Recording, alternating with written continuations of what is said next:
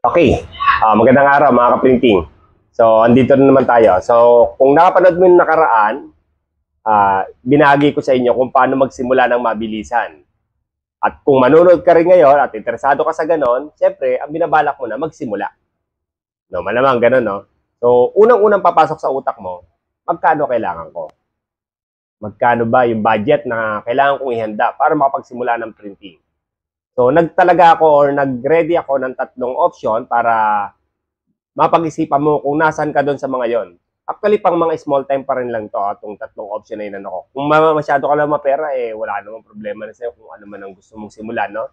Madaling-madali yun. Pero kung medyo limited ang budget mo, panoorin mo to hanggang dulo para at least malaman mo kung ano yung babagay sa'yo or kung paano natin pagkakasyahin yung pera mo. Dahil pagdating sa dulo, tuturo ko rin sa'yo, kung wala kang pera totally, tuturuan pa rin kita kung paano makapagsimula naman. Wala na sa option na ibibigay ko sa inyo, pero tuturo ko naman sa iyo kung paano magsimula ng totally wala kang pera. Okay, kung interesado ka, wag mong i-skip. Then pag may commercial, panoorin mo lintik ka. Pagka hindi ka nanood, kukulamin kita.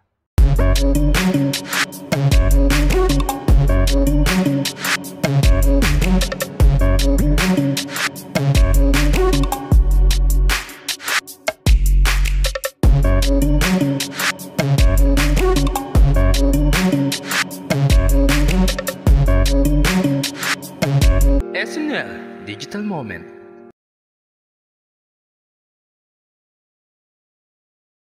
Okay, ready ka na? So, advice ko sa'yo, magano ka ng notebook at saka panulat para may record mo ng maayos. Okay, magkano yung capital na kailangan?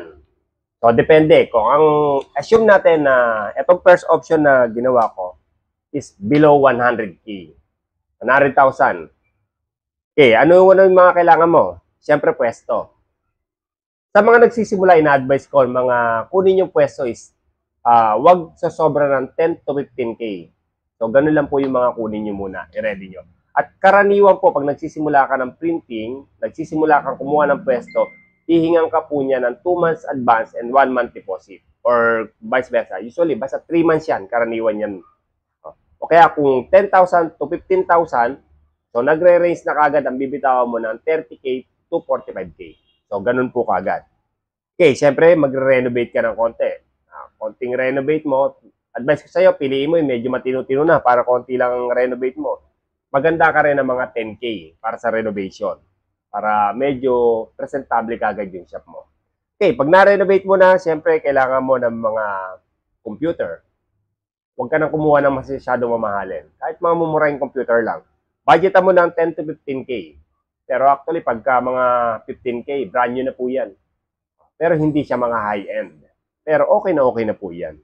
Okay, syempre printer. Pagdating sa printer po, sa simula pa lang, sa ngayon po, ina-advise ko na kagad sa inyo po, mag-workforce na kagad kayo.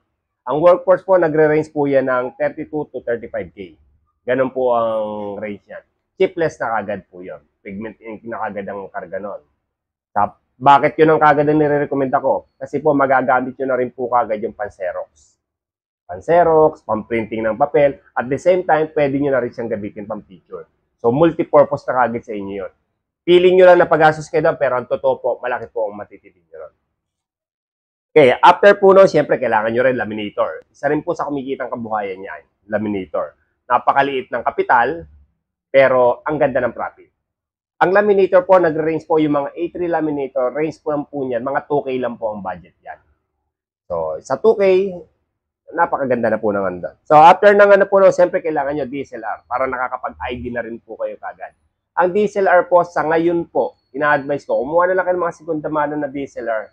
Maraming pa pong matitinong DSLR na segunda mano. Kasi po, nung dati pumutok ang DSLR, napakaraming nagsibilihan ng DSLR. At ngayon po, nalaos na naman ng DSLR, puro cellphone na ginagamit. Ang dami po naglipana sa Facebook, ang dami po naglipana na nagbebenta ng DSLR. 6,000 po.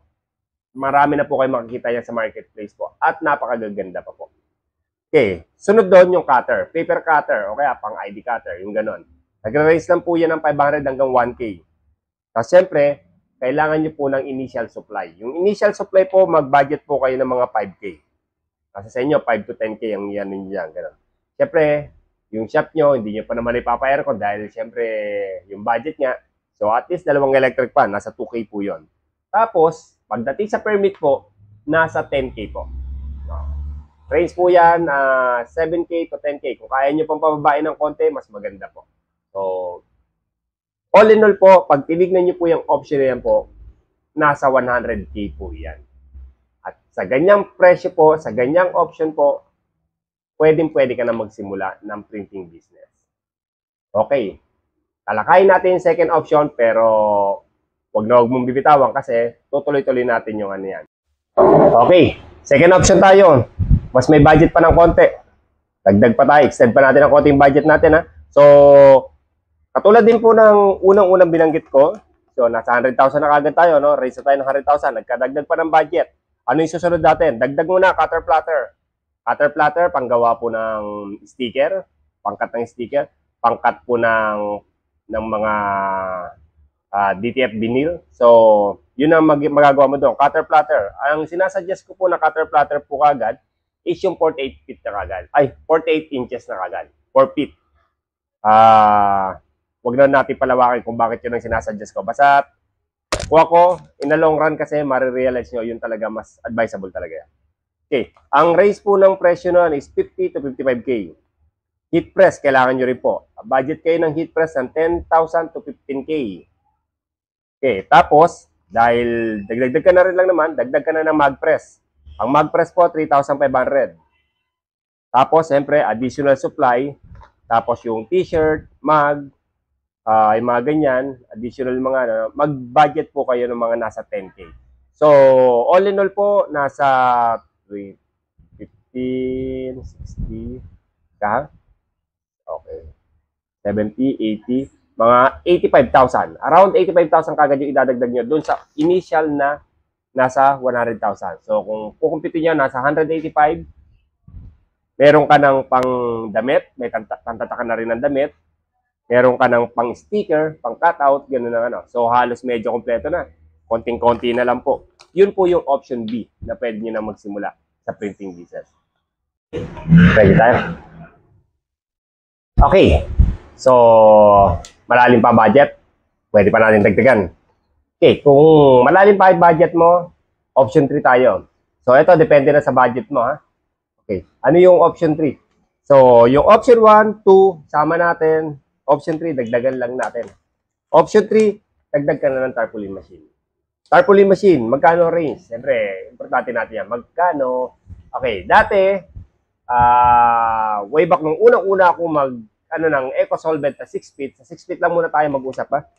6 feet EcoSolvent dati, DX7 pa gamit ko dati, is around 330 ko siya nakuha dati, mga ganun. 330, tapos may mga nagbebenta na ng 300, hanggang sa bumaba na po siya ng 280, 260, 250, lower pa, 240, magkano na ngayon? Okay, sa ngayon po, nag-ano na po ngayon, ang nasa merkado po natin dito sa Pilipinas, ang madalas po na makikita niyo po is i3200 at saka itong DX11. DX11, XP600. Okay, so ang may recommend ko po sa inyo, kung bago pa lang nagsisimula, DX11 lang po muna kayo. Bakit DX11 ang may recommend ko sa inyo? Unang-una po, budget. Bakit? Pagka po nagsisimula kayo, hindi pa naman ganun kalakas po talaga. Tanggapin na natin yung ganun. Swerte na lang po kung talagang marami na kagad kayong contact at marami na kagad magpapagawa sa inyo. Okay, sa DX11 muna tayo mag-focus. DX11 single head po, makukuha nyo po yan around 135 hanggang 160. So, ganun po yung range ng DX11. So, marami ng brand po. Iba-iba po yan kung anong brand po. Pero halos pare-parehas po yan. Ano po ang importante dyan? Technical support. Laging importante po dyan yung technical support. So, huwag ko kayo mag-alala. Kung talaga po, pagdating sa machine ngayon po, meron na tayong nakukunan. Pagka interesado kayo, diptiin nyo na ako ng direkta. Pero kung medyo malayo kayo sa akin, kung may malapit yan, doon kayo kumuha. Okay, so ganun po. Ganun lang po yung idadagdag nyo. Halagang 135 po hanggang 160, meron ka na rin pong tarpaulin machine. Hindi na po katulad yan dati na napakamahal ng tarpaulin machine. Sa ngayon po, napakamura na po. Ultimo consumable po, halos kalahati po ang i-wrap. Kaya ngayon po yung panahon na wag na po kayong matakot pumasok sa printing.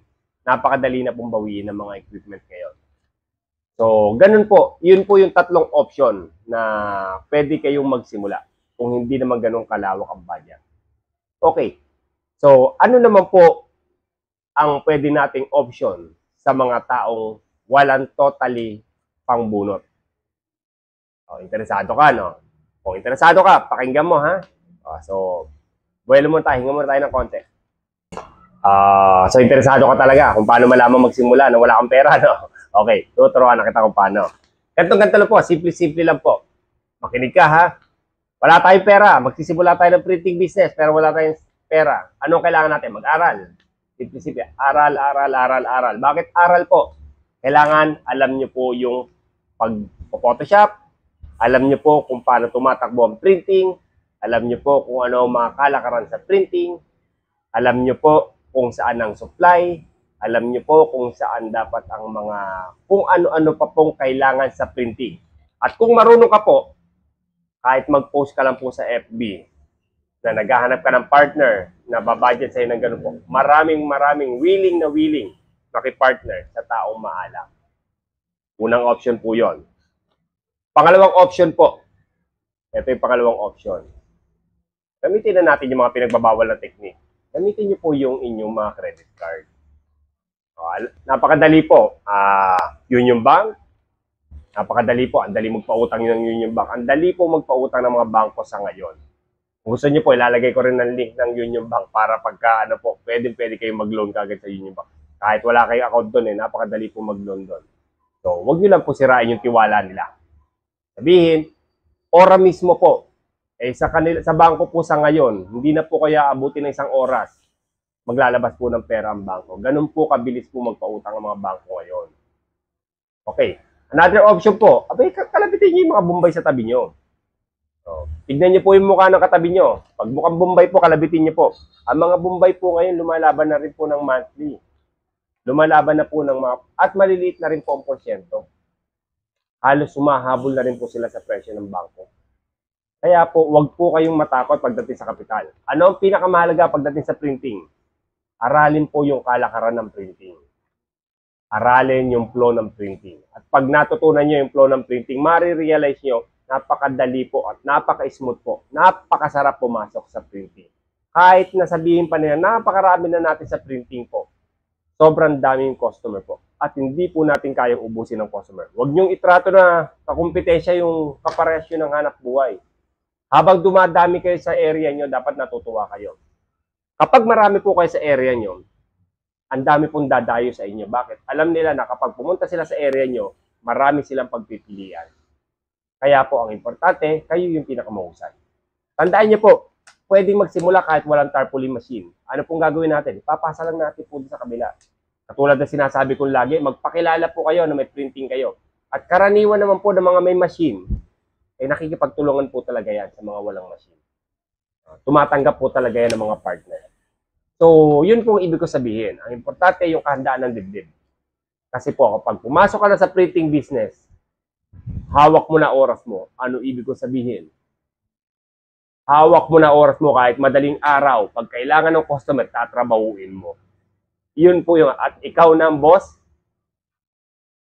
ang totoo, sandamukal na ang boss mo. Ayun lang po. Kaya po, kung nagustuhan po, pakilike na lang po yung subscribe. Then, kung interesado ka sa mga gantong siguraduhin mo po para at least kung nakapalo ka sa akin sa susunod na mga kwentuhan natin, updated ka lagi.